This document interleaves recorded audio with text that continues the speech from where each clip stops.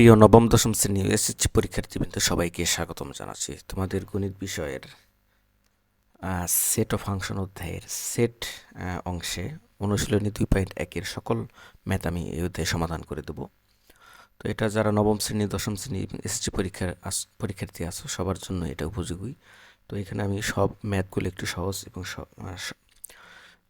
ইজিভাবে সমাধান করে দেব। তো সমাধান করে দেওয়ার আগে তোমাদেরকে আমি সেট সম্পর্কে একটু বেসিক ধারণা দেব। তো সেট বলতে আমরা কি বুঝি? আমরা প্রতিনিয়ত সেট শব্দটি ব্যবহার করি। আমরা বলি যে এক সেট বই, এক ঝুড়ি ফুল, এক সেট গহনা, একদল পেঙ্গুইন, এক সেট জামা, এক ঝাঁক মাছ। তো এই ছবিগুলো দেখানোর উদ্দেশ্য হচ্ছে, দেখো এই সবগুলোই, তারপরে একগুচ্ছ ফুল, এগুলো সবগুলোই কিন্তু সুনির্ধারিত বস্তুর সমাবেশ। তোমাদের যেমন কাপড়ের ঝুড়ি আছে, বাসায় যে কাপড়ের ঝুড়ি, সে কাপড়ের ঝুড়িতে কিন্তু শুধু কাপড়ই থাকে। যদি কাপড়ের ঝুড়িতে অন্য কিছু রাখা হয় তাহলে কিন্তু সুনির্ধারিত বস্তুর সমাবেশ হয় না। তাহলে সেট বলতে আমরা কি বুঝি? যে বাস্তব এবং চিন্তা জগতের সুনির্ধারিত সংগ্রহকে সেট বলা হয়। বাস্তব জগতের সুনির্ধারিত সংগ্রহ তোমাদেরকে আমি দেখালাম যে এক সেট বই, যেমন নবম শ্রেণীতে তোমরা যখন উঠেছো তখন স্কুল থেকে এক সেট বই পেয়েছো। তো এক সেট বই মানে কি? এই বইয়ের মধ্যে নবম শ্রেণীর সকল বই এখানে আছে। তো এটা হচ্ছে সুনির্ধারিত সমাবেশ। তো চিন্তা জগতের কি যদি বলি? স্বাভাবিক সংখ্যা, প্রথম 5টি স্বাভাবিক সংখ্যা। স্বাভাবিক সংখ্যা কি? যখন কিছু আমরা গুনতে যাই তখন কিন্তু আমরা 1 থেকে শুরু করি। অর্থাৎ যদি বলি প্রথম 5টি স্বাভাবিক সংখ্যা 1, 2, 3, 4, 5, এগুলো হচ্ছে স্বাভাবিক সংখ্যা। তো এখন সেট তো একটা ঝুড়ির মতো, তাহলে এই গণিতে এই সেটকে আমরা কিভাবে লিখব? কাপড়ের ঝুড়ি যেমন ঝুড়ি আছে, ঝুড়িতে কাপড় রাখা হয়, ফলের ঝুড়িতে ফল রাখা যায়। তাহলে এই চিন্তা করে আমি 5টা সংখ্যা এখানে লিখলাম, তাহলে এটাকে আমরা কিভাবে লিখব? এটাকে অবশ্যই সেকেন্ড ব্র্যাকেট দিয়ে লিখতে হবে, কারণ গণিতবিদ জর্জ ক্যান্টর উনি কিন্তু সেটকে এই যে দ্বিতীয় বন্ধনীর মধ্যে প্রকাশ করেছে। তাহলে এটা হলো একটা সেট, এটা হচ্ছে চিন্তা জগতের সেট। তাহলে দেখো এই যে 1 থেকে 5 পর্যন্ত স্বাভাবিক সংখ্যা লিখলাম, এটা হলো একটা সেট। তাহলে দেখো সেটের উপাদান এগুলা এখানে 1, 2, 3, 4, 5।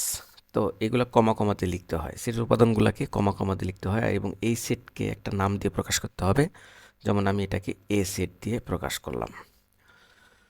তাহলে এই একটা সেট, যে সেটের উপাদান হচ্ছে এখানে 1, 2, 3, 4, 5, 6। আর উপাদান বোঝাতে এই যে এই চিহ্নটা বোঝানো হয়, এটাকে পড়া হচ্ছে বিলংস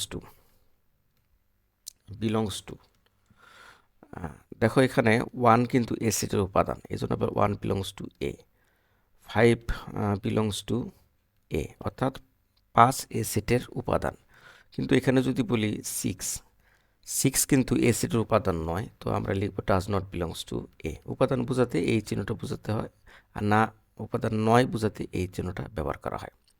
আর সেটকে দুইভাবে প্রকাশ করা যায়, একটা সেট গঠন পদ্ধতি, একটা হচ্ছে তালিকা পদ্ধতি। সেট গঠন পদ্ধতি কি? সেটের উপাদান কে সরাসরি দেখা যাবে না, যেমন আমি যে সেটটা এখানে লিখেছি এই সেটটাকে কিন্তু সরাসরি এখানে দেখা যাচ্ছে। তালিকা পদ্ধতিতে সেটের উপাদানগুলোকে সরাসরি দেখা যায়, এবং উপাদানগুলো কমা কমাতে দ্বিতীয় বন্ধনীর মধ্যে লিখতে হয়।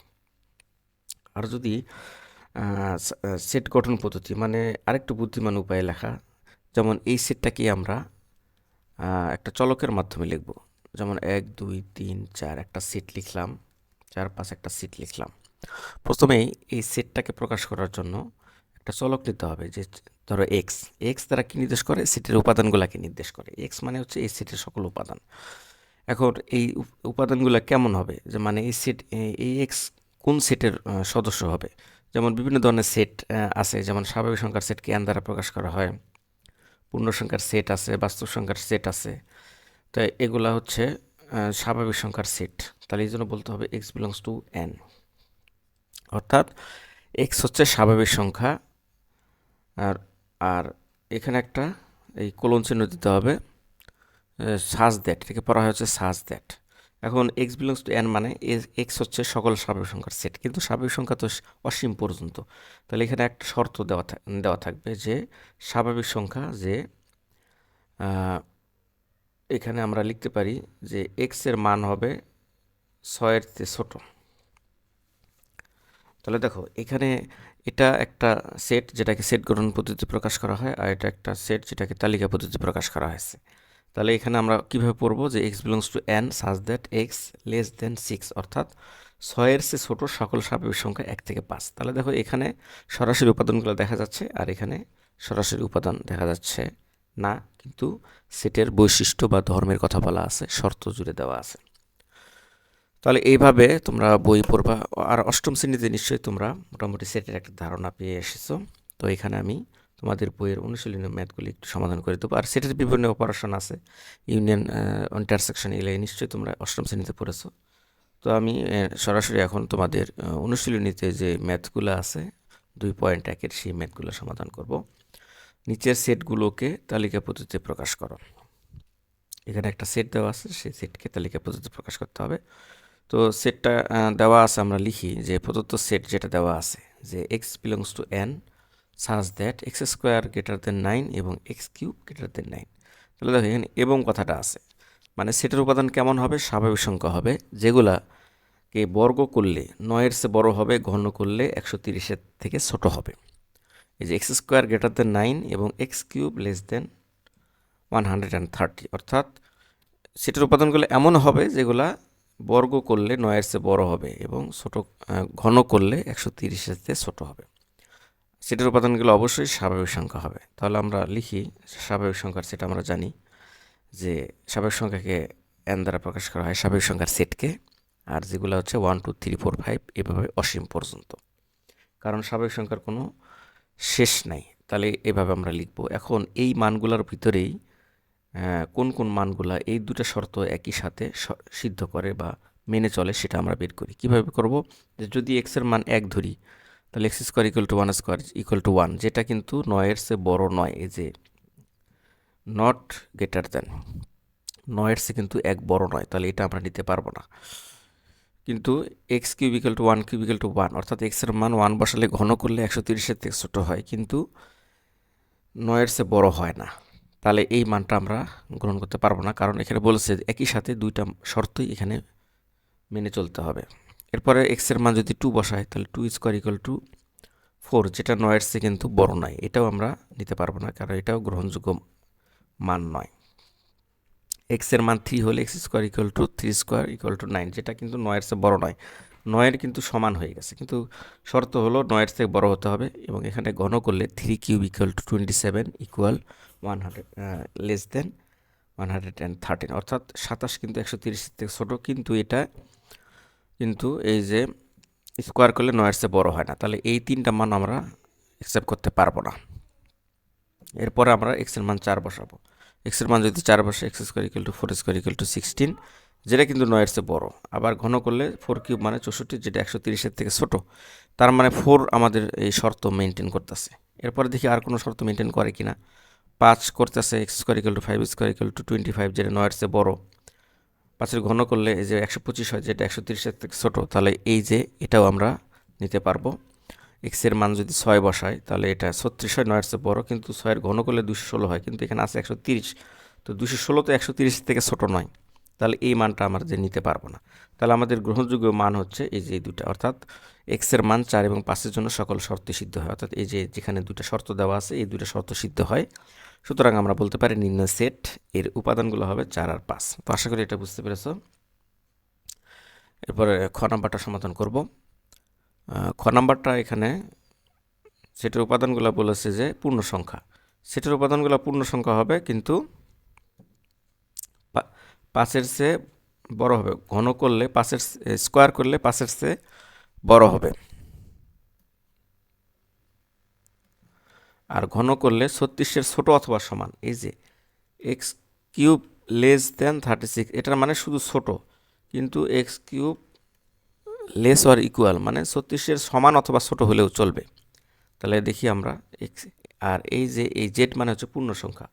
পূর্ণ সংখ্যার সেটকে যেভাবে প্রকাশ করা হয় 0 plus minus 1 plus minus 2 plus minus 3 plus minus 4 এভাবে চলবে। অর্থাৎ সংখ্যা রাখা যদি ধারণা থাকে, দেখো যে সংখ্যা রাখার মধ্যে 0 থাকে, ডান দিকে 1 2 3 মানে ধনাত্মক সংখ্যা, এভাবে চলবে, আর এই দিকে -1 -2 ঋণাত্মক সংখ্যাগুলো, এই যে ধনাত্মক এবং ঋণাত্মক সংখ্যাগুলোকে একসাথে পূর্ণ সংখ্যা বলা হয়। তাহলে পূর্ণ সংখ্যার সেট, তাহলে আমরা এখানে লিখব পূর্ণ সংখ্যার সেট জেড ইকুয়াল টু, এই যে দেখো এই দিকে অসীম পর্যন্ত আর এই দিকে অসীম পর্যন্ত, মধ্যে এখানে 0 থাকবে, ডান দিকে +1 +2 এভাবে, আর বাম দিকে -1। এখন এই মানগুলা বসায় আমরা দেখি কি হয়। প্রথমে ধনাত্মক মানগুলা 0 সহ ধনাত্মক মানগুলা নিয়ে দেখি। 0 স্কোয়ার করলে তো 0 তো 5-এর চেয়ে বড় নয়, ঘন করলেও 0 হয়, যেটা গ্রহণযোগ্য, কিন্তু এটা 0 তো 5-এর চেয়ে বড় নয়। 1 এটাও বড় নয়, ঘন করলে এটা ছোট হয়। তারপরে যদি 2 বসায়, যেটা 4 হয় এবং ঘন করলে 8 হয়, 36-এর ছোট অথবা সমান। এই পাশেরগুলো নিতে পারবো, কিন্তু এই পাশেরগুলো নেওয়া যাবে না। তো এক পাশের গ্রহণযোগ্য হচ্ছে আর এক পাশে গ্রহণযোগ্য হচ্ছে না। শর্ত হলো দুই পাশটাই আমাদের গ্রহণযোগ্য হতে হবে, তাহলে এই মানগুলো নিতে পারবো না। এরপরে দেখি 3 বসালে কি হয়। হ্যাঁ, 3 বসালে 3 স্কোয়ার ইকুয়াল টু 9, যেটা 5-এর চেয়ে বড়, এটা নিতে পারবো, এবং ঘন করলে 27 হয়, যেটা 36-এর ছোট অথবা সমান, অর্থাৎ এই যে এই মানটা আমাদের গ্রহণযোগ্য মান। এরপরে যদি 4 বসাই তাহলে 16 হয়, 5-এর চেয়ে বড়, কিন্তু কিউব করলে আবার 64 হয়, যেটা 36-এর চেয়ে ছোট অথবা সমান নয়, তাহলে এই মানটাও নিতে পারবো না। তাহলে ধনাত্মক মানের মধ্যে আমরা শুধু 3 নিতে পারতেছি এখানে। এখন ঋণাত্মক মানগুলো বসাতে হবে, অর্থাৎ 0-র বামে যেগুলো আছে সেগুলো নিতে হবে। তাহলে x ইকুয়াল টু যদি -1 বসাই, তাহলে x square equal to -1 square, যেটা 5-এর চেয়ে বড় নয়, কিন্তু এটা -1 কিউব করলে এখানে কিন্তু -1 হয়, যেটা 36-এর চেয়ে ছোট অথবা সমান। তাহলে -2 বসালে এটাও একই। আবার এখানে -3 যদি বসাই, তাহলে কিন্তু -3 হোল স্কোয়ার, মানে দেখো নেগেটিভ সংখ্যার স্কোয়ার কিন্তু সবসময় পজিটিভ হয়, এটা মনে রাখবা। আর ঘন করলে নেগেটিভই আসবে। তাহলে -3 কিউবের ঘন হলো -27। তাহলে এই পাশের সবগুলাই কিন্তু 36-এর ছোট হচ্ছে, কারণ ঋণাত্মক সংখ্যার পাওয়ার, এই যে দেখো -3 কিউব মানে -27, মানে ঋণাত্মক সংখ্যা সবগুলাই এই যে কিউবের ক্ষেত্রে গ্রহণযোগ্য হচ্ছে, কিন্তু এই বর্গের ক্ষেত্রে গ্রহণযোগ্য হচ্ছে না, শুধু এই যে -4টা আর -3টা হচ্ছে। তাহলে এভাবে চলতেই থাকবে। তাহলে এখন আমরা লিখব যে গ্রহণযোগ্য শর্ত, এই যে শুধু এখানে ধনাত্মকের মধ্যে শুধু 3টা নিতে পারবো, আর ঋণাত্মকের মধ্যে সকল, এই যে -3 থেকে এই -4 -5 অসীম পর্যন্তই নিতে পারবো।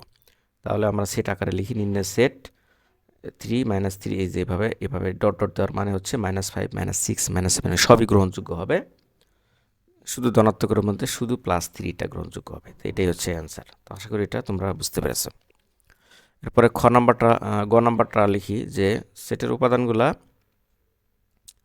36-এর গুণনীয়ক এবং 6-এর গুণিতক। একই সাথে বলছে 36-এর গুণনীয়ক এবং 6-এর গুণিতক। গুণনীয়ক মানে হচ্ছে 36কে কোন কোন সংখ্যা দিয়ে বিভাজ্য হচ্ছে। 36কে 1 দিয়ে ভাগ করা যায়, 36কে 2 দিয়ে ভাগ করা যায়, 36কে ভাগ করলে হয় 18, 18কে 3 দিয়ে ভাগ করা যায়, তারপরে এখানে 2 দিয়ে ভাগ করা যায়। তাহলে দেখো 36-এর গুণনীয়ক সমূহ কি হবে, তাহলে মানে 36কে ভাগ করা যায় কোন কোন সংখ্যা দিয়ে নিঃশেষে বিভাজ্য হয়, এরকম সংখ্যা হচ্ছে এই যে 1 2 3 4 6 9 12 18 36, মানে এই সংখ্যাগুলো দিয়ে কিন্তু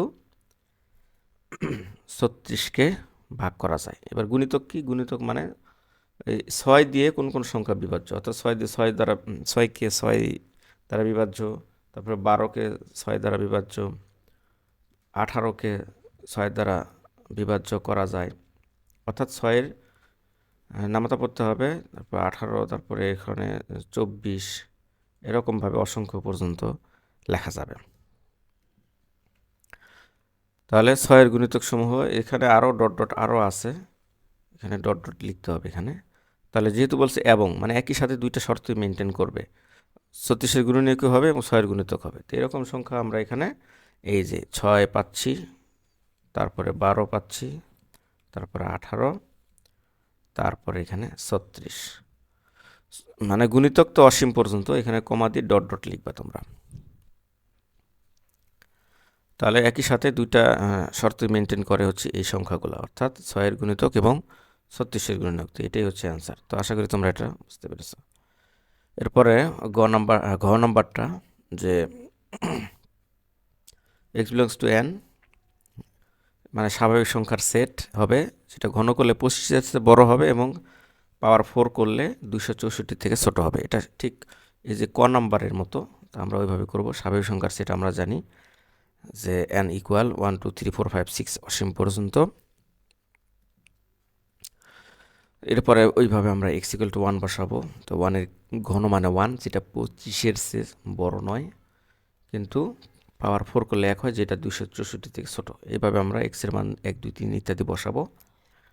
বসাতে গিয়ে দেখবো যে কোন মানগুলো শর্ত মেনটেন করে। যেমন এই যে 3, 1 আর 2 শর্ত মেনটেন করতেছে না একই সাথে। এই 3 সংখ্যাটি শর্ত মেনটেন করে, কারণ ঘন করলে 27 হয়, যেটা 25-এর চেয়ে বড়, এবং পাওয়ার 4 করলে 81 হয়, যেটা 264 থেকে ছোট। x ইকুয়াল টু 4 হলে 64 হয় ঘন করলে, আর পাওয়ার 4 করলে 256 হয়, যেটা গ্রহণযোগ্য মান। কিন্তু এখানে দেখো, এটা ঘন করলে 5-এর ঘন করলে 125 হয়, এটা 25-এর থেকে বড়, কিন্তু 5-এর পাওয়ার 4 করলে 625 হয়, যেটা কিন্তু 264 থেকে ছোট নয়। তো আমাদেরকে এখানে স্টপ হয়ে যেতে হবে। তাহলে গ্রহণযোগ্য মান হচ্ছে 3 আর 4। এক্সের মান 3 এবং 4-এর জন্য শর্ত মানে। তাহলে আমরা লিখব নির্ণয় সেট 3, 4। তো আশা করি তোমরা এটা বুঝতে পেরেছ। এরপরে 2 নাম্বারটা সমাধান করব। তো 2 নাম্বারটা সেট গঠন পদ্ধতিতে প্রকাশ করতে হবে। তো ক নাম্বারটা এখানে দেওয়া আছে, একটা সেট যেটার উপাদান হচ্ছে 3 5 7 11। তো প্রথমে তো সেটের উপাদানগুলো কেমন সেটা দেখতে হবে। সেটের উপাদান এখানে বিজোড় সংখ্যা।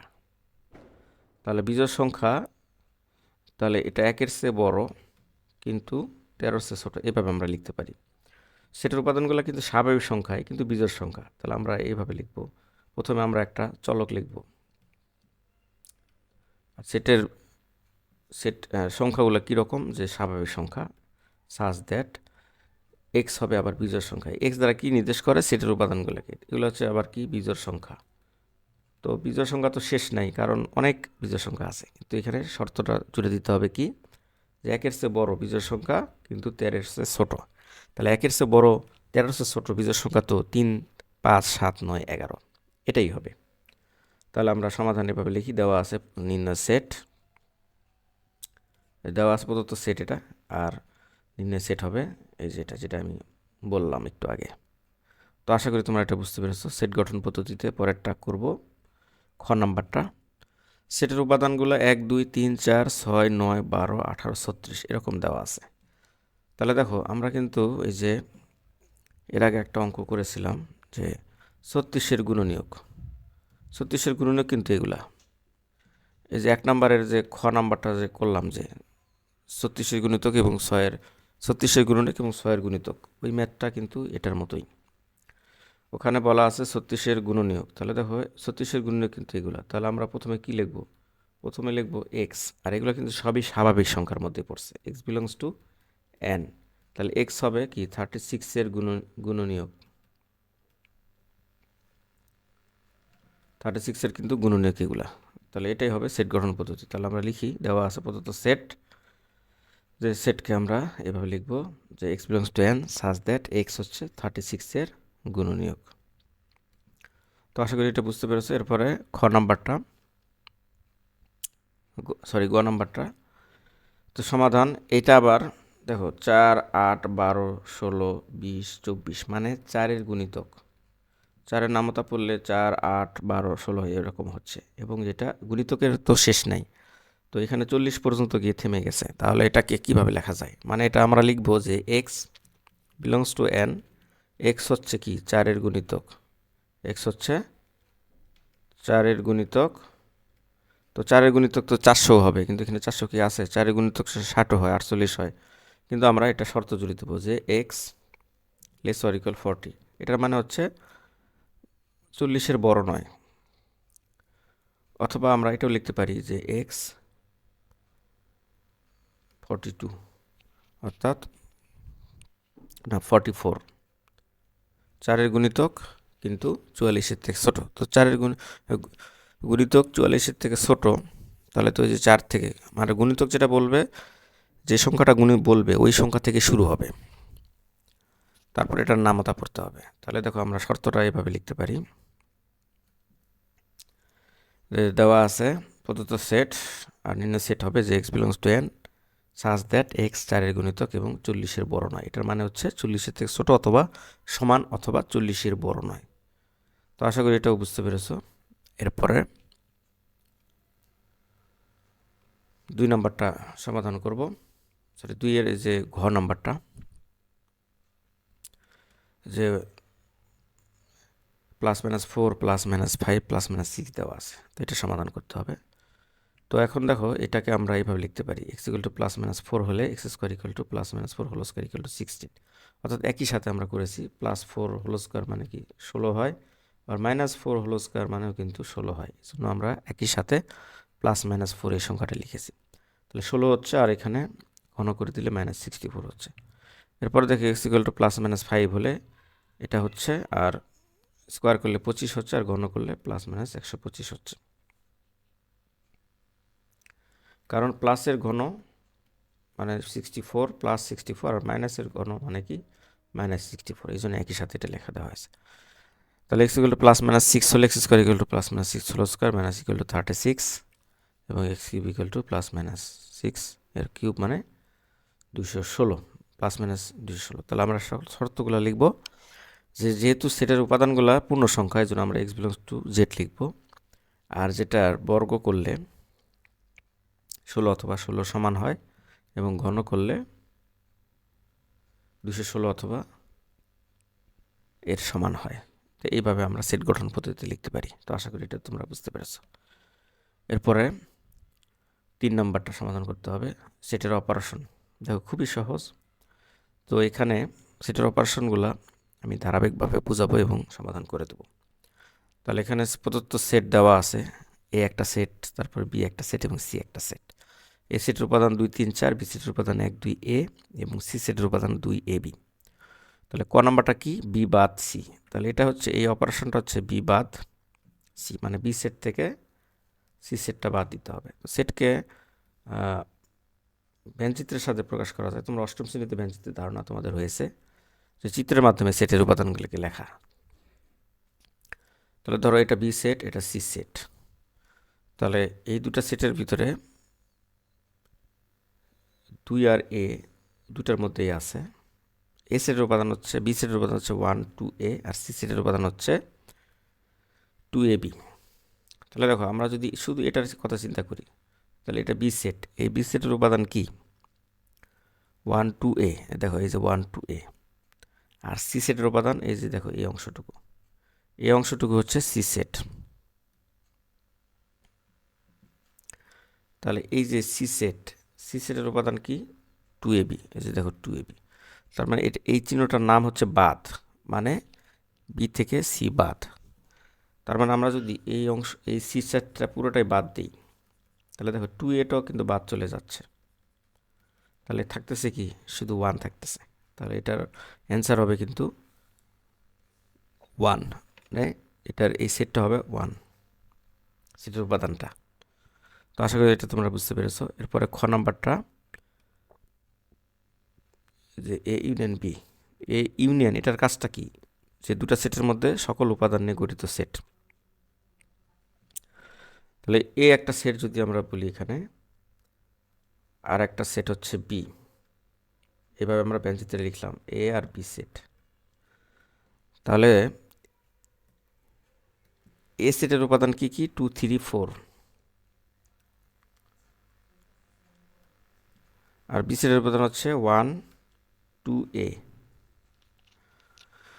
অর্থাৎ দেখো আমরা সেটের উপাদানগুলোকে এমনভাবে লিখেছি যেন চিত্রের মাধ্যমে খুব সহজে বোঝা যায়।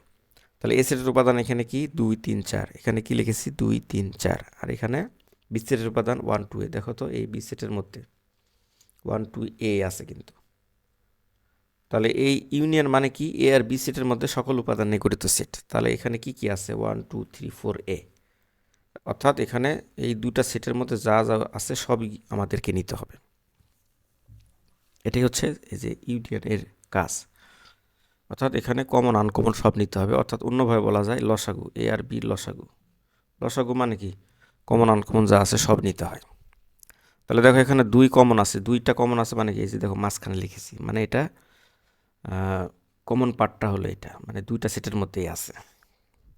তাহলে এটা কমন লিখলাম, আর বাকি সবগুলাই আনকমন, এই জন্য এগুলো লিখতে হবে। আশা করি এটা বুঝতে পেরেছো। এরপরে ইন্টারসেকশন, এই ইন্টারসেকশন সি, এই ইন্টারসেকশন সির কাজটা কি, এটাও চিত্রের মাধ্যমে আমরা দেখাই। যে ধরো এ একটা সেট, আর হচ্ছে এখানে সি একটা সেট। তাহলে এ সেটের উপাদান হচ্ছে এখানে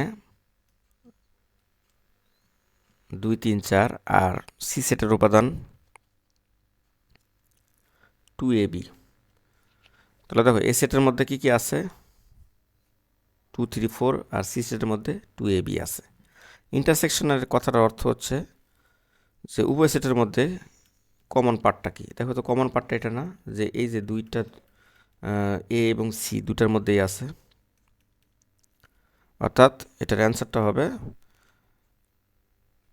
2, অর্থাৎ এই সেটের উপাদান হবে 2, অর্থাৎ কমন, শুধু কমন এরিয়া নিয়ে গঠিত সেটকে এই যে ইন্টারসেকশন বলে। অর্থাৎ 2 বা ততোধিক সেটের মধ্যে যেটা কমন থাকবে সেটাই হচ্ছে ইন্টারসেকশন। তো আশা করি এটা বুঝতে পেরেছো।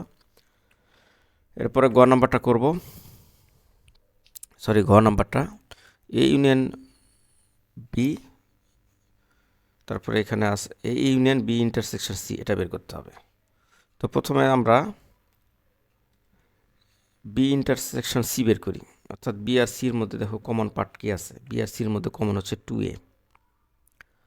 এরপর আমরা যেটা দেওয়া আছে ওটা লিখব, যে A union B intersection C. তাহলে এ সেটের উপাদান হচ্ছে যে 2 3 4, আর এই যে এটা আমরা বের করে নিলাম, এর উপাদান হচ্ছে 2a। এখন ইউনিয়ন হবে এটা, তাহলে ইউনিয়ন মানে সকল উপাদানে গঠিত সেট, এটাই হচ্ছে অ্যান্সার। আশা করি তোমরা এটা বুঝতে পেরেছো। এরপরে উম নাম্বারটা করব। উম নাম্বারটা হচ্ছে A intersection B union C বের করতে হবে, অর্থাৎ এখানে প্রথমে আগে বি ইউনিয়ন সি বের করবো আমরা। তাহলে বি ইউনিয়ন সি মানে বি এবং সির মধ্যে যা আছে সবই লিখতে হবে। এরপরে এই দুটার ইন্টারসেকশন নিতে হবে, অর্থাৎ এ আর এই যে বি ইউনিয়ন সির ইন্টারসেকশন। তো ইন্টারসেকশন মানে হচ্ছে কমন, মানে দুটার মধ্যে কমন আছে শুধু 2। তো আশা করি এটা তোমরা বুঝতে পেরেছো।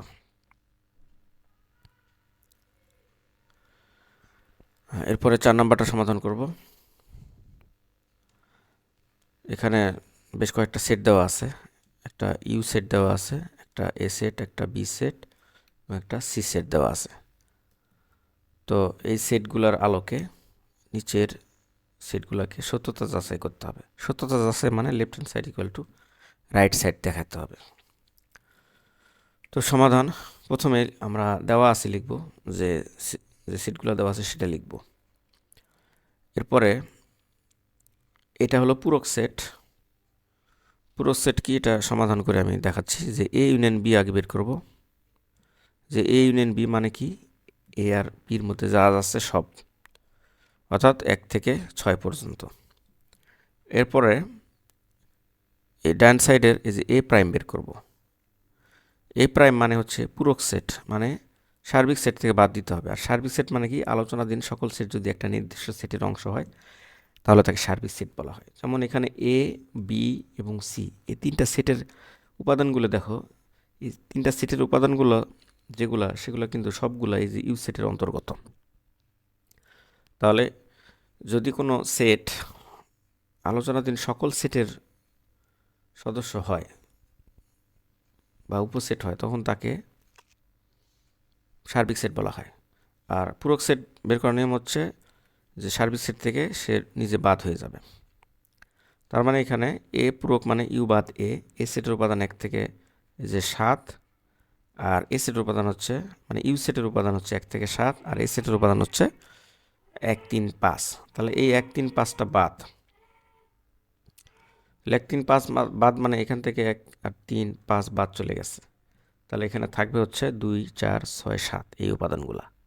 এরপরে যে বি প্রাইমটা বের করতে হবে। বি প্রাইম মানে ইউ বাদ বি, অর্থাৎ এই যে সার্বিক সেট ইউ এর উপাদান হচ্ছে 1 থেকে 7, আর বি সেটের উপাদান হচ্ছে 2 4 6। তাহলে 2 4 6 এখানে বাদ চলে যাবে, তা বাদ চলে যাওয়া মানে এই 2 বাদ, এই 4 বাদ আর 6 বাদ। তাহলে এখানে কি কি থাকতেছে? 1 3 5 7। এবার আমরা এই যে লেফট হ্যান্ড সাইড, এই যে এটা লেফট সাইড, এটা হচ্ছে রাইট সাইড, এগুলো লিখব। তাহলে এই যে A union B whole prime মানে এই পূরক মানে কি? এই পূরক সেট মানে ইউ থেকে, মানে সার্বিক সেট থেকে এই এ ইউনিয়ন বিটা বাদ হবে। তার মানে এ ইউনিয়ন বিটার উপাদান হচ্ছে এখানে এই যে 1 থেকে 6, আর ইউ সেটের উপাদান হচ্ছে 1 থেকে 7। তাহলে এই সবগুলা বাদ, তাহলে এখানে শুধু থাকতেছে 7। তার মানে এই যে এই পাশে যে লেফট সাইড, এটার মানটা পেলাম আমরা এটা। এরপরে এই সাইডটা লিখব, এই যে এ প্রাইম ইন্টারসেকশন বি প্রাইম। তাহলে এ প্রাইম উপাদান হচ্ছে এই যেগুলা, আর বি প্রাইম উপাদান হচ্ছে এইগুলা। আর এই যে ইন্টারসেকশন মানে দুইটা সেটের মধ্যে কমন কি আছে? কমন আছে যে 7, আর কিন্তু কমন নাই। তাহলে দুইটা পক্ষই একই বের হলো, অর্থাৎ বাম পক্ষ আর ডান পক্ষ কিন্তু সেম বের হয়েছে। সুতরাং আমরা লিখতে পারি A union B prime equal A prime intersection B prime. অর্থাৎ এখানে সত্যতা যাচাই করা হলো। তোমরা এখানে লেফট হ্যান্ড সাইড এটাও লিখতে পারো, এখানে রাইট হ্যান্ড সাইড এটাও লিখতে পারো। তো আশা করি তোমরা এটা বুঝতে পেরেছো। এইভাবে বাকি ম্যাথগুলো সমাধান করতে হবে। দেখো ক আর খটা প্রায় সেম, শুধু এখানে অপারেশনটা ভিন্ন। অর্থাৎ এখানে ইউনিয়ন আছে, এখানে ইন্টারসেকশন আছে, এখানে ইন্টারসেকশন আছে, এখানে ইউনিয়ন আছে। তো বাকিটাও আমরা এইভাবেই সমাধান করব। তো এখানে প্রথমে ধাপে ধাপে আমরা যে এই বি ইন্টারসেকশন সি বের করব, বি প্রাইম বের করব, সি প্রাইম বের করব। তাহলে বি ইন্টারসেকশন সি মানে বি সেটের উপাদান এবং সি সেটের উপাদান। তো এই দুটার ইন্টারসেকশন মানে দুটা সেটের মধ্যে কমন কি কি আছে? এই যে 4 আর 6, 4 আর 6 এই দুটার ভিতরে কমন আছে। এরপরে বি প্রাইম মানে ইউ বাদ বি, অর্থাৎ সার্বিক সেট ইউ থেকে বি সেটের উপাদানগুলো বাদ দিতে হবে। 2 4 6 বাদ, তার মানে এখানে 2 4 এই যে 6 বাদ। তাহলে এখানে থাকতেছে 1 3 5 7। তারপরে সি প্রাইম ইউ বাদ সি, ইউ সেটের উপাদান 1 থেকে 7 এবং সি সেটের উপাদান 3 4 5 6 7। তাহলে এগুলো সব বাদ। তাহলে বাদ গেলে এখানে থাকতেছে কি? এই দেখো 3 4 5 6 7 সবই বাদ দিচ্ছি, তাহলে এখানে থাকে 1 আর 2। তাহলে এখন আমরা বাম পক্ষটা লিখি, বি ইন্টারসেকশন সি প্রাইম মানে ইউ বাদ বি ইন্টারসেকশন সি, ইউ সেটের উপাদান 1 থেকে 7, আর বি ইন্টারসেকশন সি সেটের উপাদান এই যে 4 আর 6। তাহলে 4 আর 6 বাদ চলে যাবে, এই যে 4 আর 6 বাদ চলে যাবে, থাকবে 1 2 3 5 7। এরপরে B prime intersection C prime লিখি, বি প্রাইমের উপাদান হচ্ছে এই যে 1 3 5 7, আর সি প্রাইমের উপাদান হচ্ছে 1 আর 2। তো ইন্টারসেকশন মানে দুটার মধ্যে কমন যা আছে তাই, সরি এটা হবে ইউনিয়ন। তাহলে ইউনিয়ন মানে সব, মানে এই দুটো সেটের মধ্যে যা আছে সব। তাহলে দেখো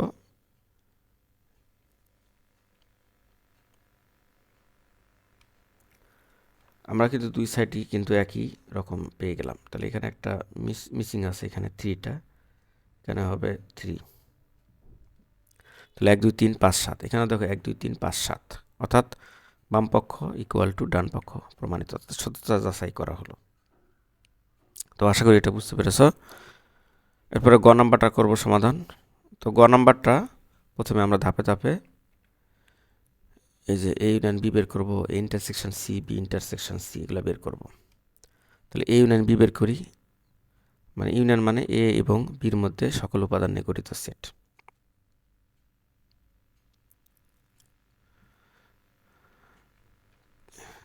এরপরে আমরা এই যেটা বের করে নিলাম A union B intersection C. তাহলে এ ইউনিয়ন বি সেটের উপাদান হচ্ছে এগুলা, আর সির উপাদান হচ্ছে যে 3 4 5 6 7। তাহলে এখন কমন, তো কমন কি কি আছে? এই যে 3 কমন আছে, এরপরে 4 কমন আছে, এরপরে 5 কমন আছে, এরপরে 6 কমন আছে। তাহলে আমরা লিখতে পারি 3 4 5 6। এরপরে ডান সাইডের এইগুলো আমরা বের করব, এটা এটা, পরে দুটা ইউনিয়ন করব। তাহলে এই ইন্টারসেকশন সি বের করি, এ সেটের উপাদান 1 3 5, আর সি সেটের উপাদান 3 4 5 6 7। তাহলে এই দুটার ইউনিয়ন হবে 3, ইন্টারসেকশন হবে 3 আর 5। আচ্ছা, কমন আছে 3 আর 5। এরপরে বি ইন্টারসেকশন সি বের করি। এখানে বি ইন্টারসেকশন সি, বি সেটের উপাদান এটা, সি সেটের উপাদান এটা। তাহলে ইন্টারসেকশন মানে দুটা সেটের মধ্যে কমন কি কি আছে, 4 আর 6। এই যে 4 আর 6 হচ্ছে দুটা সেটের মধ্যে কমন। তাহলে ফাইনালি আমরা এই যে এটা পুরোটা লিখব যে এই ইন্টারসেকশন সির উপাদান হচ্ছে 3 5, আর বি ইন্টারসেকশন সি এর উপাদান হচ্ছে 4 6। তাহলে ইউনিয়ন করব, ইউনিয়ন করলে এই দুটা সেটের মধ্যে যা আছে সবই লিখতে হবে। তাহলে 3 4 5 6। দেখো দেখো এখানে এই পক্ষ লেফট সাইড যেটা বেরোচ্ছে আর রাইট সাইড যেটা বেরোচ্ছে একই। তো সুতরাং ফাইনালি আমরা লিখতে পারি যে A intersection B, sorry, A union B intersection C equal A intersection C union B intersection C. তো সত্যতা যাচাই করা হলো। তো আশা করি এটা বুঝতে পেরেছ। তাহলে গো আর ঘ নাম্বারটা সেম, শুধু এখানে অপারেশন ভিন্ন আছে। তাহলে এটাও সমাধান করি আমরা। তো সেটগুলো দেওয়া আছে, তাহলে এখন আমরা লিখব একইভাবে। আমরা আগে এটা বের করব, এই ইন্টারসেকশন বি বের করব। এই দুটার ইন্টারসেকশন ফাঁকা সেট হবে, কারণ এই দুটার মধ্যে কোনো কমন উপাদান নাই। তো ফাঁকা সেটের ধারণাটা কি, মানে ঝুড়িবিহীন যে সেট, মানে ঝুড়িবিহীন যে উপাদানবিহীন যে সেট, এটা আমরা সেটের ইর মাধ্যমে দেখাই, চিত্রের মাধ্যমে। তাহলে ধরো এটা এ সেট, এটা বি সেট। তো এ সেটের উপাদান হচ্ছে 1 3 5, বি সেটের উপাদান 2 4 6। তাহলে দেখো এই দুটা সেটের মধ্যে সাধারণ কোনো সেট নাই, অর্থাৎ মানে ফাঁকা সেট। দুটা সেটের মধ্যে কমন থাকবে এরকম কোনো উপাদান কিন্তু নাই। এরপরে এই ডান সাইডের পুরোটা আমরা লিখি এখানে, এই ইন্টারসেকশন বি ইউনিয়ন সি। তাহলে এই ইন্টারসেকশন বি তো ফাঁকা, তার ইউনিয়নের সাথে এই যে সি সেটের উপাদান নিতে হবে ইউনিয়ন করে। তাহলে সি সেটের উপাদান যদি আমরা এর সাথে ইউনিয়ন করি, তাহলে শুধু সি সেটের উপাদানটাই হবে। কারণ ধরো এটা এসে এ ইউনিয়ন বি, তো এটা তো ফাঁকা। তো এর সাথে আমরা সি সেটের যদি ইউনিয়ন করি, তাহলে সি সেটের উপাদান 3 4 5 6 7। তাহলে ইউনিয়ন করলে তো এই দুটা সেটের মধ্যে যা আছে সবই লিখতে হবে। তো এই সেটে তো ফাঁকা সেট, তো এই সেটের কোনো উপাদান নেওয়ার দরকারই নেই, অর্থাৎ ফাঁকা সেট আর আলাদা করে লেখার প্রয়োজন নাই। তাহলে আশা করি এটা বুঝতে পেরেছো। এরপরে আমরা এই যে ডান সাইডের এ ইউনিয়ন সি বের করব, বি ইউনিয়ন সি বের করব। তাহলে এ ইউনিয়ন সি মানে দুটা সেটের মধ্যে সকল উপাদান নিয়ে গঠিত সেট, আর এখানে বি ইউনিয়ন সি মানে বি আর সির মধ্যে যা আছে সবই লিখতে হবে। এরপরে এই দুটার ইন্টারসেকশন করতে হবে। তাহলে এ ইউনিয়ন সির উপাদান এবং বি ইউনিয়ন সির উপাদানগুলো যদি আমরা ইন্টারসেকশন করি, তাহলে এখানে এটা হলো ইন্টারসেকশন। তো ইন্টারসেকশনে এখানে আমরা পাচ্ছি যে 3 কমন আছে, 4 কমন আছে, 5 কমন আছে, 6 কমন আছে, 7 কমন আছে। তাহলে 3 4 5 6 7। তো দেখো লেফট সাইডে যেটা ছিল 3 4 5 6 7, রাইট সাইডে কিন্তু একই বের হয়ে গেছে। তাহলে সুতরাং আমরা লিখতে পারি যে এই যেটা এটা সমান এটা, সত্যতা যাচাই করা হলো। তো আশা করি তোমরা এটা বুঝতে পেরেছ। এবার 5 নাম্বারটা সমাধান করব। কিউ একটা সেট আর একটা সেট দেওয়া আছে, এদের শক্তি সেট নির্ণয় করতে হবে, পাওয়ার সেট নির্ণয় করতে হবে। আর শক্তি সেট কাকে বলে তোমরা জেনে থাকবে যে কোনো সেটের সকল উপসেট দ্বারা গঠিত সেটকে ওই সেটের শক্তি সেট বলা হয়। যেমন এখানে কিউ সেটের উপাদান এখানে 2টা। তাহলে এই কিউ সেটের উপাদান দিয়ে এক্স এবং ওয়াই দিয়ে কতটি উপসেট তৈরি করা যায়। যেমন একটা করে নিয়ে একটা সেট তৈরি হবে, একটা করে উপাদান নিয়ে। আবার এই দুটা দিয়ে একটা সেট তৈরি হবে, এটাও হবে উপসেট, এবং প্রত্যেকটা সেটের একটা উপসেট ফাঁকা সেট, এটা মনে রাখতে হবে। এবং এটাকে সেকেন্ড ব্র্যাকেটের মধ্যে রেখে দিতে হবে। তাহলে এটা একটা কি হলো, শক্তি সেট হলো, অর্থাৎ power of Q. Power of Q সমান এই যে এটা। সূত্রটা হচ্ছে এই যে 2 টু দি পাওয়ার n, এই n হচ্ছে উপাদান সংখ্যা, তো 2 এর পাওয়ার এখানে 2, মানে এই যে উপাদান 2টা আছে, তাহলে 2 এর পাওয়ার 2 মানে এখানে 4, তো 4টা সেট তৈরি হবে, যেমন এই যে 1টা 2টা 3টা 4টা। যদি 2 এর পাওয়ার এখানে উপাদান 3টা হয় তাহলে 8টা হবে, 2 এর পাওয়ার যদি 3 হয় তাহলে 8টা উপসেট তৈরি হবে। তখন আমি এটা নির্ণয় করে তোমাদেরকে দেখাচ্ছি যে দেওয়া আছে কিউ এবং আর দুটা সেট, এখন পি কিউ নির্ণয় করতে হবে, অর্থাৎ পাওয়ার অফ কিউ নির্ণয় করতে হবে। তাহলে পাওয়ার অফ কিউ কী হবে, এই যে এক্স দিয়ে একটা উপাদান, এক্স উপাদান দিয়ে একটা সেট, ওয়াই উপাদান দিয়ে এবং এক্স এবং ওয়াই দিয়ে এবং ফাঁকা একটা সেট। অবশ্যই এটাকে সেকেন্ড ব্র্যাকেটের মধ্যে রেখে দিতে হবে, কারণ এটা কিন্তু একটা সেট। সেটকে এগুলো আছে সেটের কিন্তু উপাদান, এগুলো মানে এই সেটের সেট, এগুলো মানে এই পাওয়ার সেটের উপাদানগুলো, সেগুলোও একটা নিজস্ব একটা সেট। তাহলে এটা গেল, পাওয়ার অফ আর নির্ণয় করতে হবে। তো পাওয়ার অফ আর মানে এখানে উপাদান আছে 3টা, তাহলে উপসেট হবে 8টা, অর্থাৎ প্রথমে একটা করে নিয়ে সেট তৈরি করব এম এন এল এই উপাদানগুলো দিয়ে, এরপরে 2টা করে, অর্থাৎ এম এন এম এ এল আবার এন এল। তাহলে দেখো এখানে 8টা সেট তৈরি হয়েছে, 1 2 3 4 5 6 7 8। তো এটাকে আমরা সেকেন্ড ব্র্যাকেট দিয়ে ক্লোজ করে দিতে হবে, তাহলে এটাই হচ্ছে অ্যান্সার। তো আশা করি তোমরা বুঝতে পেরেছো, এটার অ্যান্সার হচ্ছে এটা, আর এটার অ্যান্সার হচ্ছে এটা। 6 নাম্বারটা, এ একটা সেট দেওয়া আছে, বি একটা সেট এবং C equal A union B দেওয়া আছে। দেখাতে হবে যে পাওয়ার অফ সি এর উপাদান সংখ্যা 2 টু দি পাওয়ার n, যেখানে n সি এর উপাদান সংখ্যা, n হচ্ছে এই যে n হচ্ছে সি এর উপাদান সংখ্যা, এই যে সি সেটের উপাদান সংখ্যা।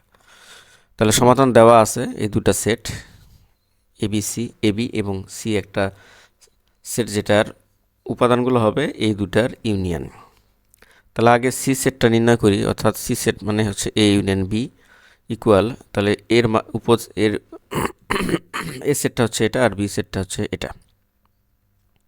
তাহলে এই দুটার ইউনিয়ন মানে এই এর বির মধ্যে যা আছে সকল উপাদান, তাহলে এটা হলো সি সেট। এখন পাওয়ার সেট নির্ণয় করতে হবে, অর্থাৎ পাওয়ার অফ সি হবে, তাহলে যেহেতু উপাদান 3টা তাহলে উপসেট হবে এখানে 8টা। তাহলে এ একটা সেট, বি একটা সেট, সি একটা সেট, মানে সরি এ উপাদান বিশিষ্ট একটা সেট, বি উপাদানের একটা সেট, সি উপাদানের একটা সেট।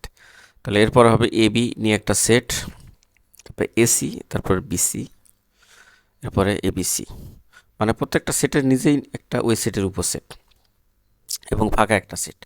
তাহলে এটাকে সেকেন্ড ব্র্যাকেট দিয়ে ক্লোজ করে দিতে হবে। এখন একটু কথা লিখতে হবে যে সি সেটের উপাদান সংখ্যা এখানে n সমান 3, এই যে দেওয়াই আছে, এই যে সি সেটের উপাদান সংখ্যা কিন্তু এখানে 3টা, নাম্বার অফ এলিমেন্ট 3, এবং পাওয়ার সি এর উপাদান সংখ্যা কিন্তু 8টা, আর 8কে আমরা লিখতে পারি 2 এর পাওয়ার 3, আর এই 3 এর পরিবর্তে আমরা পাওয়ার n লিখতে পারি। তাহলে দেখো প্রমাণ কিন্তু হয়ে গেছে যে পিসি এর উপাদান সংখ্যা 2 টু দি পাওয়ার n। সুতরাং আমরা বলতে পারি পিসি এর উপাদান সংখ্যা 2 টু দি পাওয়ার n কে সমর্থন করে, প্রমাণিত বা দেখানো হলো।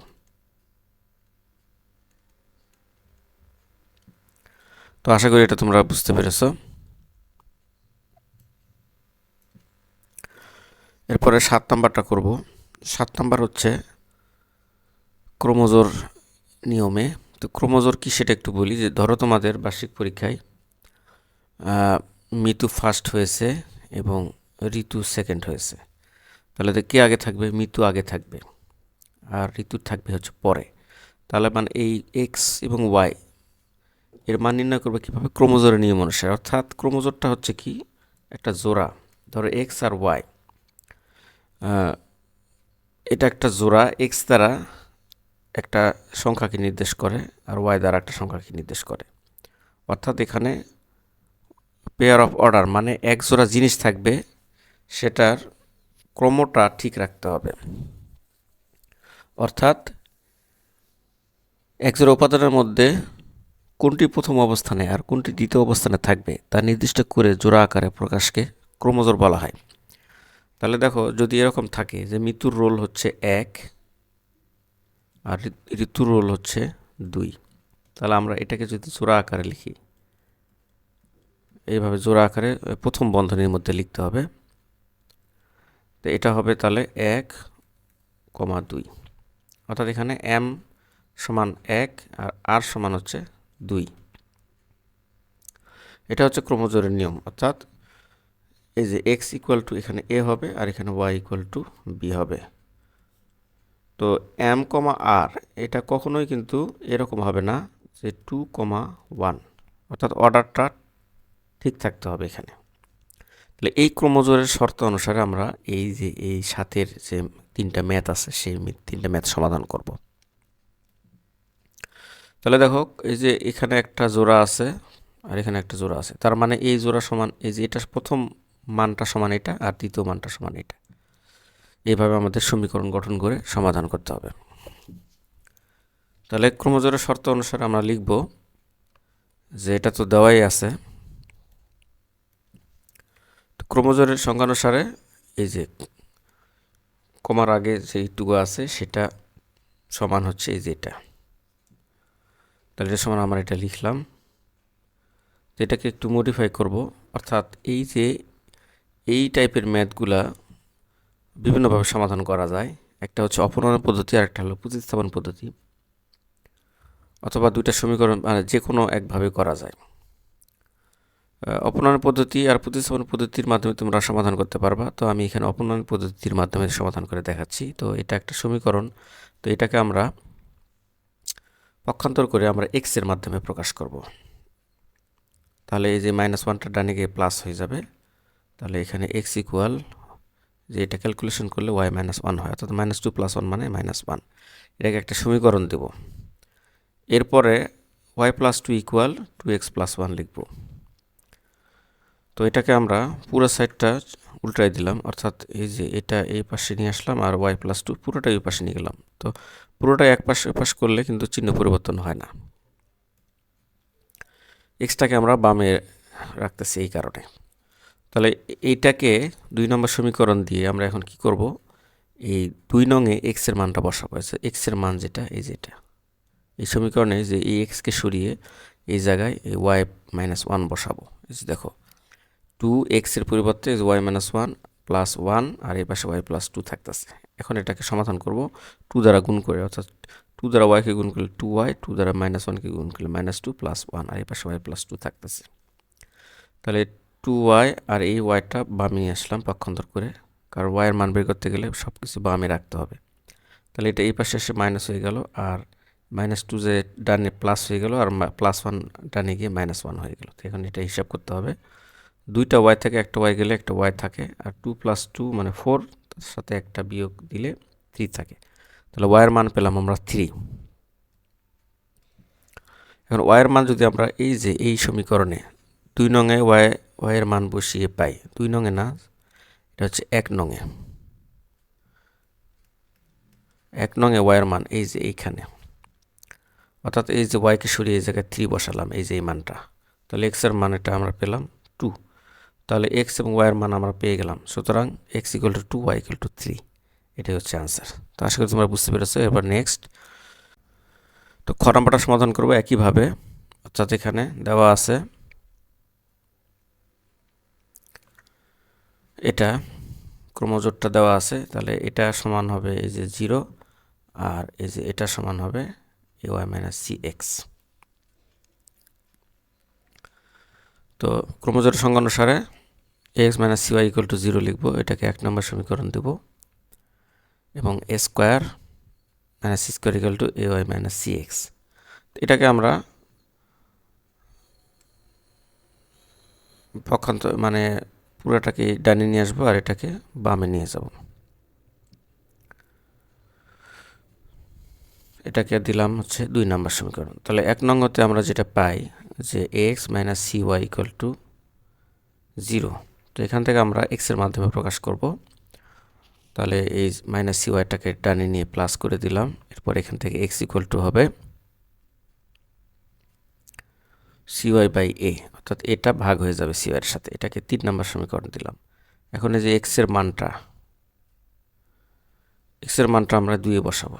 তো এইটাকে তোমরা শুরুতেই এরকম করতে পারতা যে x - cy = 0 বা x = cy বা x = cy/a।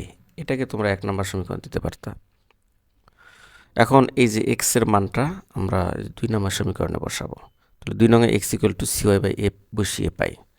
তাহলে এখানে এই যে এই x এর পরিবর্তে এখানে আমরা cy/a বসাবো। বসানোর পরে এখানে সি ইন্টু সি মানে সি স্কোয়ার ওয়াই বাই এ হবে, আর বামে এখানে স্কোয়ার মাইনাস সি স্কোয়ারই থাকতেছে। এরপর এটা লসাগু নিলাম, এটার নিচে একটা মনে মনে এক আছে, তাহলে এ আর ওয়ানের লসাগু হচ্ছে এ। তাহলে এ দ্বারা এ ওয়ানকে ভাগ করতে হবে, ভাগ করলে এই থাকে, সেই এ দ্বারা আবার এ ওয়াইকে গুণ করলে এ স্কোয়ার মাইনাস ওয়াই থাকে।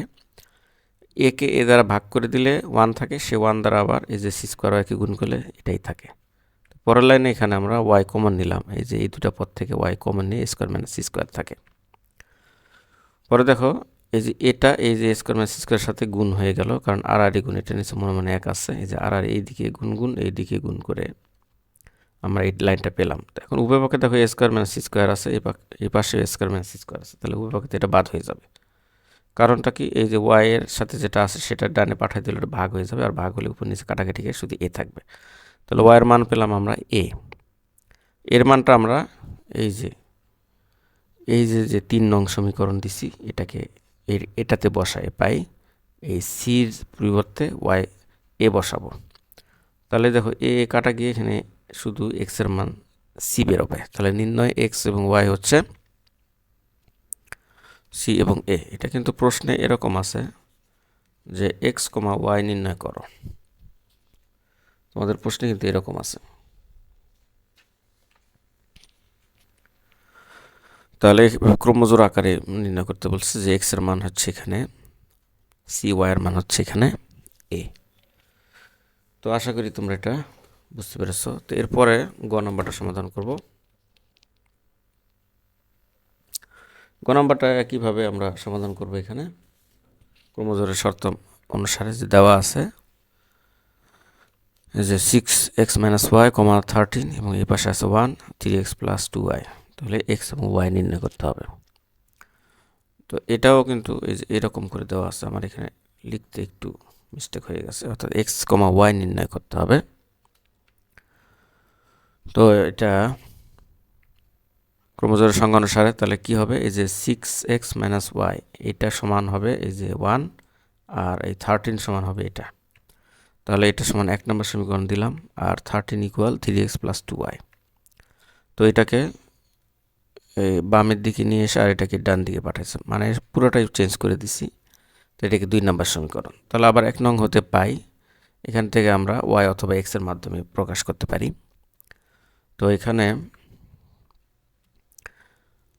যেহেতু দেখো এই যে এই ওয়ানটাকে আমরা বামে নিয়ে এসে ওয়াইটাকে ডানে নিয়ে গেছি, মানে ওয়াইয়ের মাধ্যমে প্রকাশ করা হয়েছে এখানে। তাহলে Y equal to 6x minus 1, এটাকে 3 নম্বর সমীকরণ। এখন এই মানটা আমরা এই যে 2 নংয়ে বসাইতে পারি। এই যে এইখানে ওয়াইকে সরিয়ে তোমরা চাইলে এক্স এর মাধ্যমে প্রকাশ করতে পারতা, যেমন দেখো এখানে 6x minus Y equal to 1 বা 6x equal to 1 plus y বা x equal to 1 plus y divided by 6।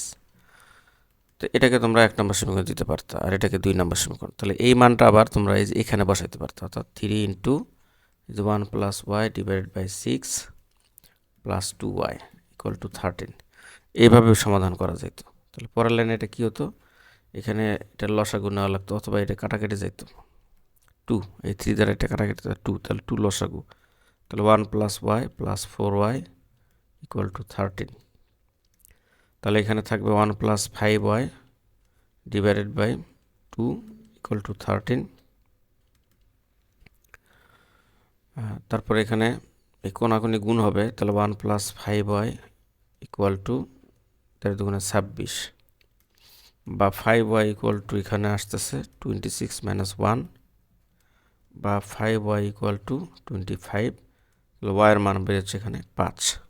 তাহলে দেখো এইভাবে কিন্তু বেরোবে, ওয়াইয়ের মান যেহেতু 5 বেরোচ্ছে, তাহলে ওখানেও কিন্তু ওয়াইয়ের মান 5ই বেরোবে এভাবে করলেও। তাহলে এখানে 3x থাকতেছে, আর ওয়াইকে সরিয়ে এখানে বসাইলাম। তো এটা ক্যালকুলেশন করে 12x মাইনাস 2 গুণ করে দিলাম। তাহলে এখানে 12 আর 3 15, আর এই 2টা ওই পাশে যে প্লাস হয়ে যাবে। তাহলে 15x equal to 15 by x equal to 15 মানে 1, x এর মান হচ্ছে 1। তাহলে 1 নং এর মানটা এই যে এখানে আমরা বসাবো। এখন এই যে 3 নংয়ে বসাবো, এই যে এখানে বসাবো। বসালে কি হবে দেখো, এখানে কিন্তু y এর মান কিন্তু 5 বেরোলো। তাহলে নির্ণয়ে x, y ইকুয়াল টু 1, 5। তো আশা করি এটাও বুঝতে পেরেছো। এরপর 8 নাম্বারটা, পি একটা সেট, কিউ একটা সেট, এদের কার্তেশীয় গুণজ নির্ণয় করতে হবে। তাহলে পি সমান যদি এটা হয়, কিউ সমান এটা হয়, তাহলে পি ক্রস কিউ, অর্থাৎ এই দুটার কার্তেশীয় নিয়ম হচ্ছে এই যে এই উপাদান দিয়ে এটার সাথে দিতে হবে, আবার এটা দিয়ে এই যে বির সাথে দিয়ে একটা এই যে প্রথম বন্ধনীর মধ্যে কমা কমা দিয়ে ক্রমজোড় আকারে লিখতে হবে।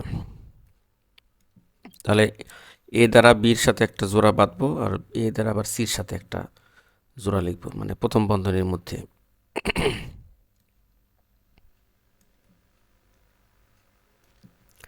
তাহলে এখানে বন্ধনীটা এইভাবে দিতে হবে, দ্বিতীয় বন্ধনী পড়ে গেছে, এটা প্রথম বন্ধনী হবে এরকম। অর্থাৎ এটা হচ্ছে এ কমা বি,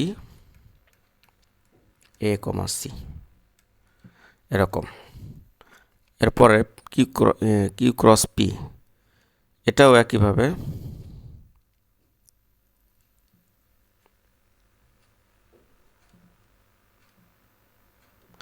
অর্থাৎ বির সাথে এর একটা জোড়া, সির সাথে এর একটা জোড়া।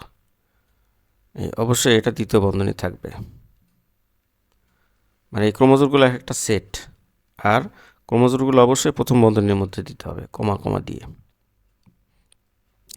তো আশা করি এটাও তোমরা বুঝতে পেরেছো। এরপরে 9 নাম্বারটা ক্রোমোজোমের নিয়মেই করতে হবে, কার্তেশীয় গুণজ সেট।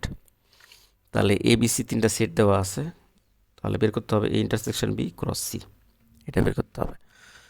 তাহলে দেওয়া আছে, আগে এ ইন্টারসেকশন বি বের করি, এ আর বির মধ্যে ইন্টারসেকশন বের করতে হবে, অর্থাৎ এই দুটো সেটের মধ্যে কি কি কমন আছে সেটা লিখতে হবে। তো এ সেটের উপাদান হচ্ছে 3, 4, 5, আর বি সেটের উপাদান হচ্ছে 4, 5, 6। তাহলে এই দুটা সেটের ইন্টারসেকশন তো বোঝা যাচ্ছে যে 4 আর 5 হবে, কমন হচ্ছে 4 আর 5। এখন আমরা এই যেটা লিখব, সি সেটের উপাদান হচ্ছে এক্স আর ওয়াই।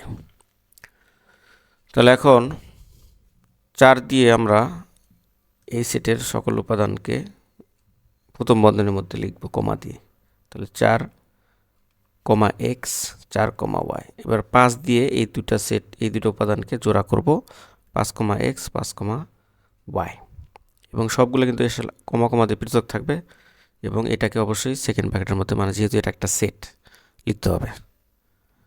আশা করি এটাও বুঝতে পেরেছ।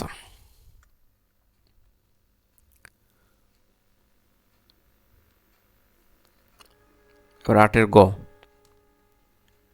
পি একটা সেট, কিউ একটা সেট, এবং এখানে দেওয়া আছে আর সমান পি বাদ কিউ হলে নির্ণয় করো। তো একইভাবে 8-এর খর মতোই, তাহলে পি, কিউ, আর এগুলো লিখবো, লেখার পর পি ইউনিয়ন কিউ নির্ণয় করবো আগে। 3, 5, 7 পির উপাদান, আর কিউর উপাদান হচ্ছে 5, 7। তাহলে এখন ইউনিয়ন মানে এই দুটো সেটের মধ্যে যা আছে সব, অর্থাৎ 3, 5, 7। তাহলে এখন আর পি বাদ কিউ নির্ণয় করব, এই যে পি বাদ কিউ, পি বাদ কিউ মানে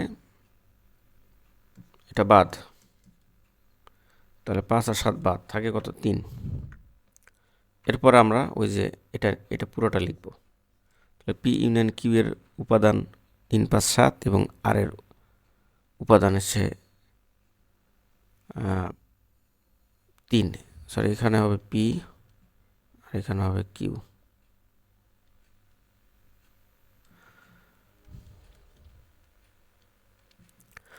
তাহলে 3 দিয়ে এটার সাথে জোড়া, 5 দিয়ে জোড়া, এবং 7 দিয়ে জোড়া, জোড়া দিয়ে যা হবে তাই, সেটাই হবে অ্যান্সার। তো আশা করি এটাও তোমরা বুঝতে পেরেছো।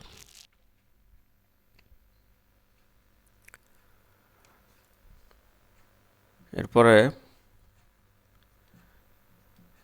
এ ও বি যথাক্রমে 35 এবং 45-এর সকল গুণনীকের সেট হলে এ ইউনিয়ন বি এবং এ ইন্টারসেকশন বি নির্ণয় করো। তাহলে প্রথমে আমরা লিখব, দেওয়া আছে 35-এর গুণনীয়কের সেট এ এবং 45-এর গুণনীয়কের সেট বি। তাহলে 35-এর গুণনীয়ক নির্ণয় করতে হবে। 35-এর গুণনীয়ক মানে 35-কে কোন কোন সংখ্যা দিয়ে ভাগ করা যায়, এই যে এই সংখ্যাগুলো দিয়ে ভাগ করা যায়, নিঃশেষে বিভাজ্য হয়। তাহলে এই সেটের উপাদান হচ্ছে 1, 5, 7, 35। 45-এর গুণনীয়ক, 45-এর গুণনীয়ক আমরা গুণনীয়ক এইভাবে নির্ণয় করতে পারি। প্রথমে 1 দিয়ে ভাগ দেব, 2 দিয়ে যায় না, 3 দিয়ে দেই, 15।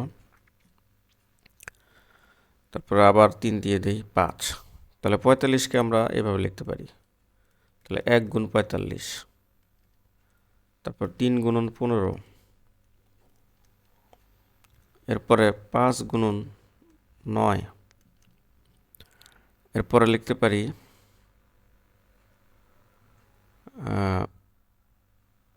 15। 3 গুণ 15 তো লিখছি, তো মানে এইগুলাই। অর্থাৎ 1, 3, 5, 9, 15, 45 এগুলো হচ্ছে 45-এর গুণনীয়ক। তাহলে বিশের উপাদান হচ্ছে এত। এখন যেহেতু বলেছে এবং, এই এবং কথার অর্থ হচ্ছে ইন্টারসেকশন নির্ণয় করতে হবে, এবং মানে দুটার মধ্যেই থাকতে হবে এরকম। তাহলে দেখো এবার এ ইউনিয়ন বি নির্ণয় করি,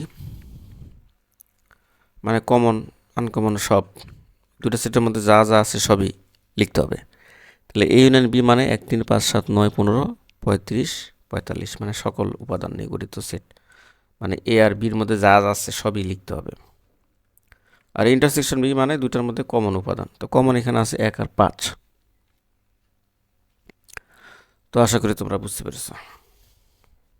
এখানে অ্যান্সার তাহলে দুইটা, এটা একটা অ্যান্সার, না সরি, যে এটা একটা অ্যান্সার আর এটা তো অ্যান্সার লিখে আছে। এরপর 10, যে সকল স্বাভাবিক সংখ্যা দ্বারা এত এতকে ভাগ করলে প্রতি ক্ষেত্রে 31 অবশিষ্ট থাকে, এদের সেট নির্ণয় করো।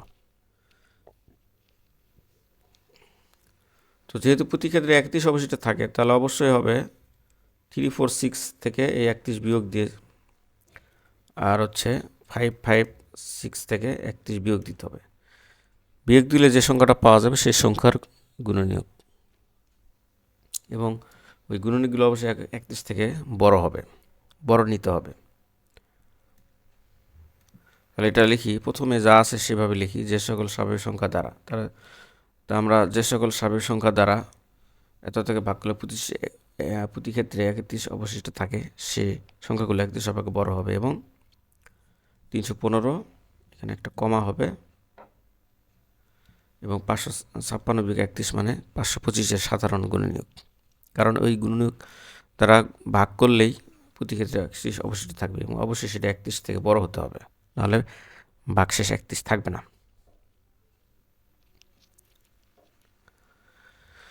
তাহলে মনে করি 31 অপেক্ষা বড় 315 এর গুণনীয়ক সময়ের সেট এ, এবং 31 অপেক্ষা বড় 525 এর গুণনীয়ক সময়ের সেট বি। তাহলে এই যে 315 এর গুণনীয়ক বের করতে হবে আগে।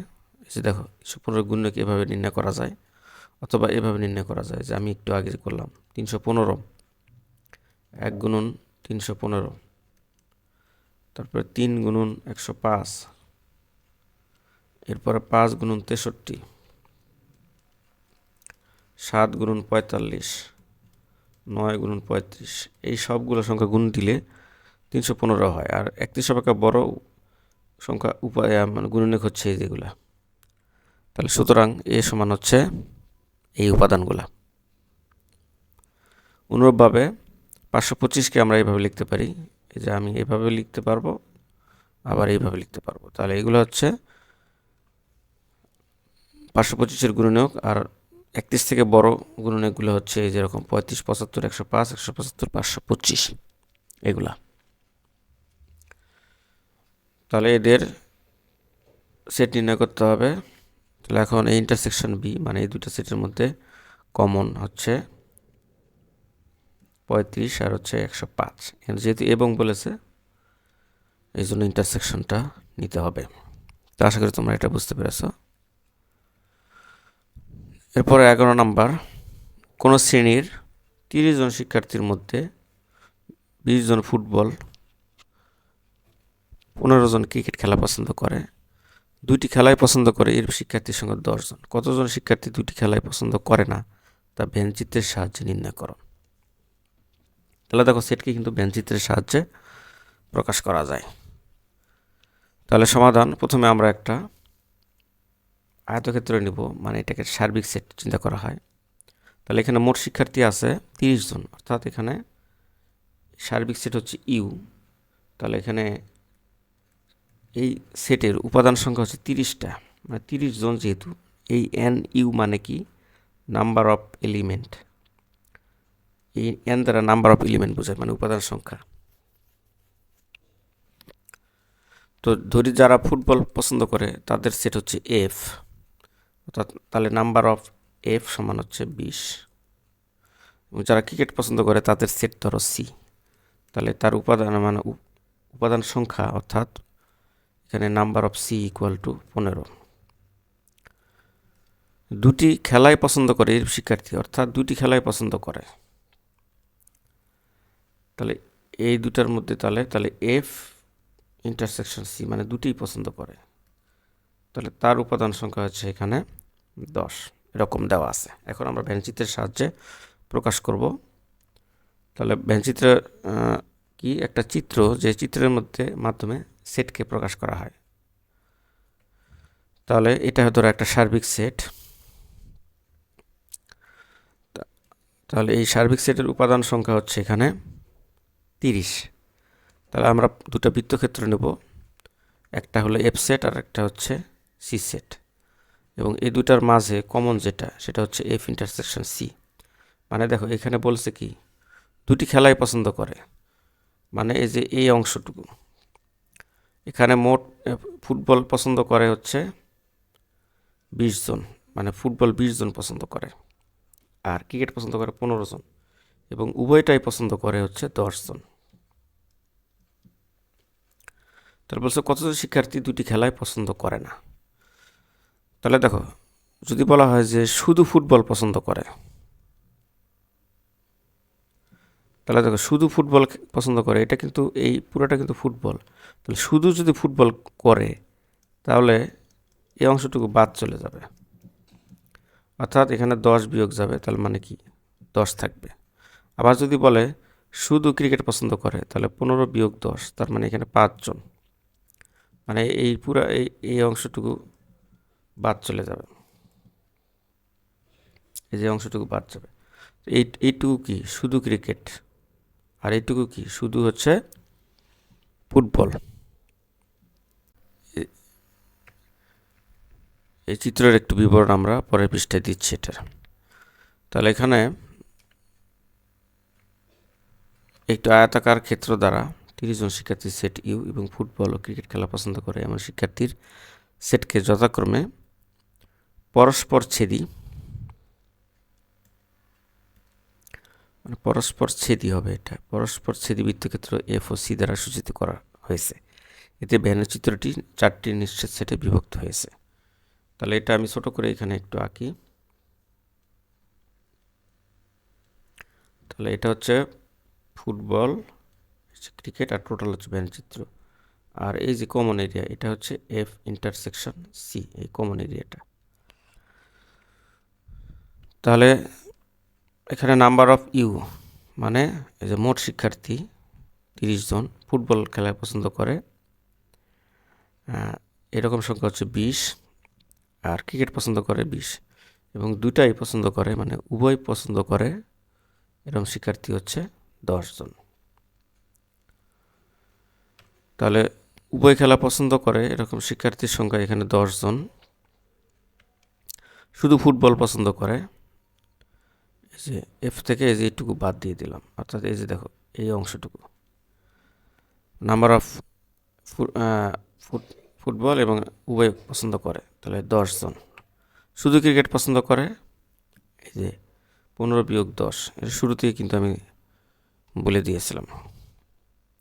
তোমরা চাইলে এই যে এগুলা না লিখতে পারো, এগুলা না লিখলেও হবে, শুধু তোমরা এই যে এরকম বিয়োগ করে দেখালে হবে, এগুলা না লিখলেও চলবে।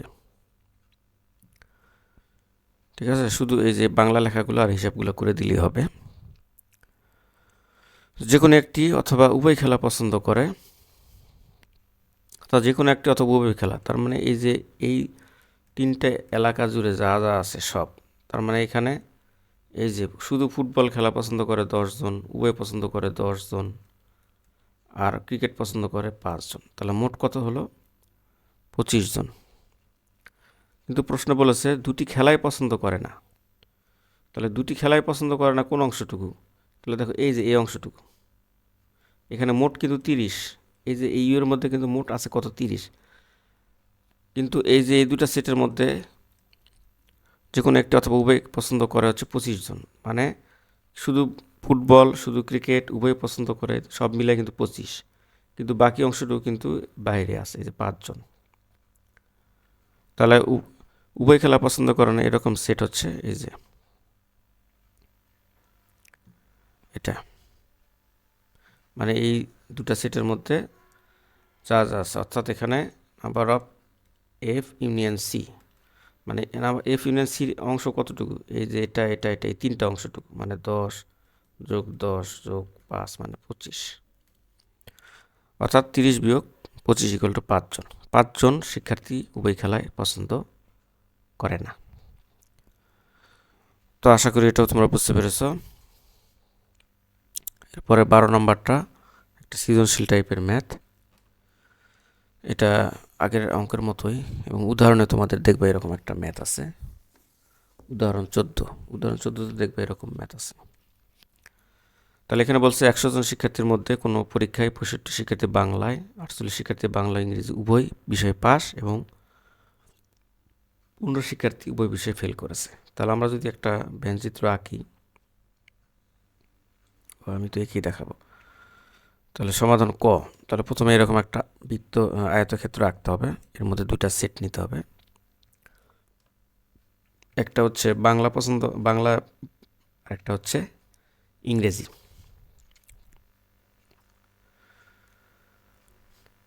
আর এই দুটার কমন এরিয়া হচ্ছে এই যে বি ইন্টারসেকশন সি, মানে বাংলা ও ইংরেজি উভয় বিষয়ে পাস।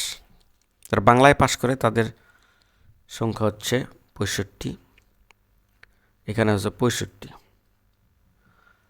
আবার এই যে এই অংশটুকু আবার উভয়ে পছন্দ করে, মানে শুধু বাংলায় তখন কিন্তু এটা বিয়োগ হয়ে যাবে তখন। তাহলে 15, তাহলে 7, এখানে হবে 1, মানে শুধু বাংলায় পছন্দ করে, কারণ এই অংশটুকু উভয় পছন্দ করে। আর শুধু ইংরেজিতে দেওয়া নাই, এটা আমাদের বের করতে হবে। এই যে শুধু বাংলায় এবং ইংরেজিতে পাস করছে, মানে এই অংশটুকু কতটুকু সেটা বের করতে হবে। মোট কিন্তু এখানে 100, অর্থাৎ নাম্বার অফ ইউ কিন্তু এখানে 100। নাম্বার অফ বি শুধু বাংলায় পাস করা হয়েছে কিন্তু 65, আর number of B union E pass করে হচ্ছে 48, কিন্তু নাম্বার অফ এই যে ই এটা কিন্তু দেওয়া নেই, শুধু এটাই বের করতে হবে আমাদের। তাহলে শুধু বাংলায় পাস করে এই যে 17 জন, তাহলে এটা হচ্ছে এই যে 65 থেকে এই যে 48 বিয়োগ দিতে হবে। এই অংশটুকু বাদ দিলেই কিন্তু শুধু বাংলায় আসে, কারণ এই অংশটুকু কিন্তু বাংলা এবং ইংরেজি উভয় মিলে। তাহলে এই অংশটুকু যদি আমরা বাদ দিয়ে দেই, তাহলে কিন্তু শুধু এই যে এই অংশটুকু কিন্তু এই অংশটুকু শুধু বাংলায়। তাহলে আমরা কিন্তু এই যে খ নাম্বারের অ্যান্সার কিন্তু পেয়ে গেছি। এখন এখন এই যে এন এর মানটা বের করতে হবে।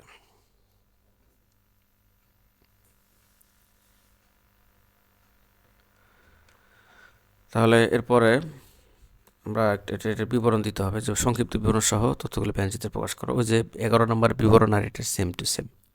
তাহলে একটু আয়তাকার ক্ষেত্র দ্বারা 100 শিক্ষার্থী সেটকে ইউ এবং বাংলা যে পাশ করেছে আমার শিক্ষার্থীর সেটকে যথাক্রমে দুটি পরস্পরচ্ছেদী বৃত্তক্ষেত্র বি দ্বারা সূচিত করে একে ব্যঞ্চিত্রটি 4টি সেটে বিভক্ত হয়েছে। এটা হলো বিবরণ। তো খ নাম্বারটা সমাধান করি। যেগুলো দেওয়া আছে যে মোট শিক্ষার্থী এখানে 100 জন, বাংলায় 65 জন, বাংলা এবং ইংরেজি উভয়ে হচ্ছে 48 জন, এবং এখানে বলছে উভয় বিষয়ে ফেল করেছে হচ্ছে এখানে 15 জন। মানে ভ্যানচিত্রে আমরা যেটা দেখেছি যে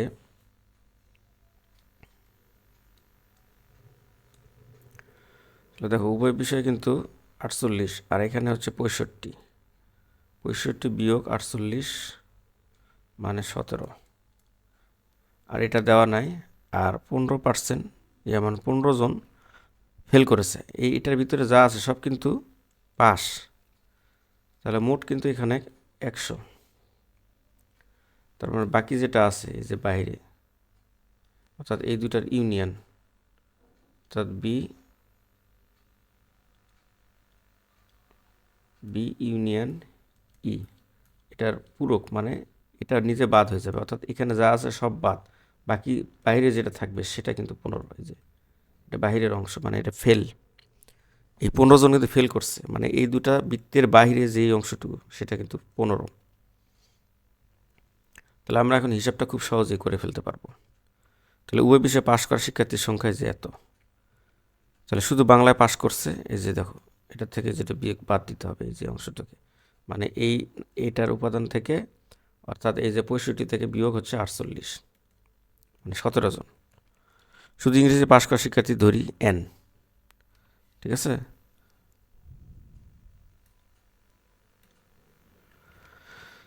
তাহলে আমরা পাই এই যে দেখো মোট কিন্তু এটা, এখানে এই চিত্রের মধ্যে